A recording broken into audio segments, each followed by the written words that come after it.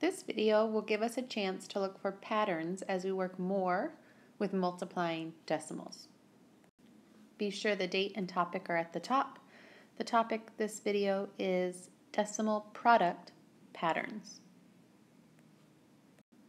Our essential question is one that we're looking at multiple times throughout this unit, and that is, what strategies can we use for finding decimal products? Something to keep in mind when it comes to multiplying decimals is the number of decimal places. There's a connection between the number of decimal places in the factors, that is, the numbers that are being multiplied, and the number of decimal places in the product, that is, the answer.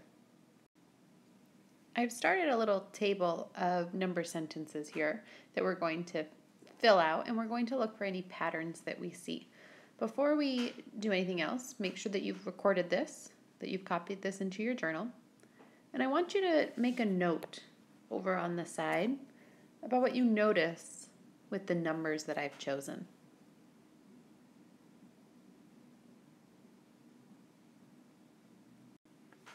There are two things that I hope you noticed. The first is that in every single one of these problems, I've kept 21 constant.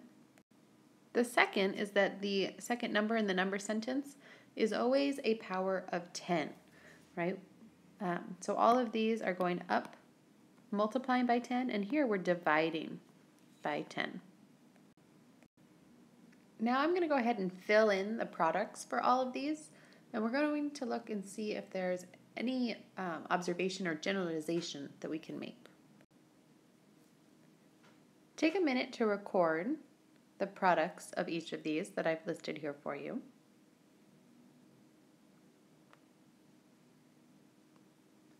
And then, as you're doing that, or when you're ready afterwards, take a look at any observation or generalization that you might be able to make about all of these products. Go ahead and just jot down what you notice here on the side again.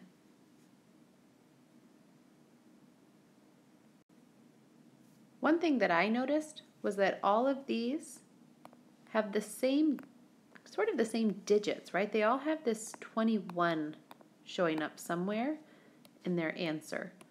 But where it is shifts depending on the problem.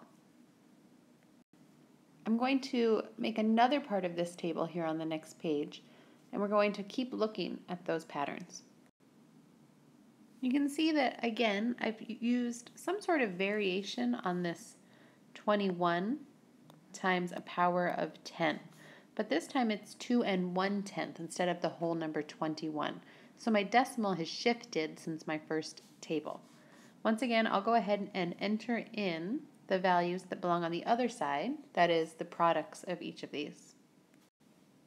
Just as in the other table, I'm noticing that this 21 is popping up everywhere, but it seems to be shifting more and more to the right? It's moving further over in my answer.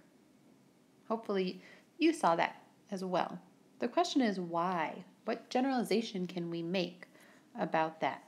Take a moment and write down why you think that's happening.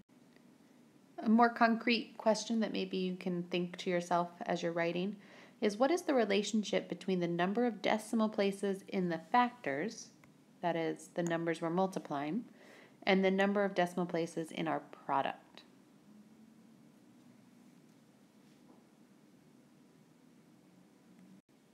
Here's what I observed. The number of decimal places in the product is the total number of decimal places to the right of the decimals in the factor. We can take a look at that up here, right? So we had one number behind a decimal, and our answer had one number behind the decimal. Here we had one number behind the decimal, and here's a second one. So two numbers were behind the decimal in our product.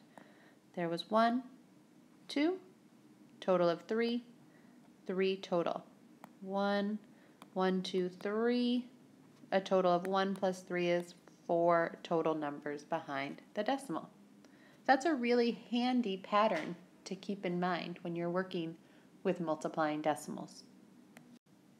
If I recognize that pattern, then if I know that 21 times 11 is 231, I can use that to figure out that 2 1/10 times 11 is going to be kind of like 231, but my decimal place will shift. There will be one number behind the decimal. It'll be 23 and 1/10.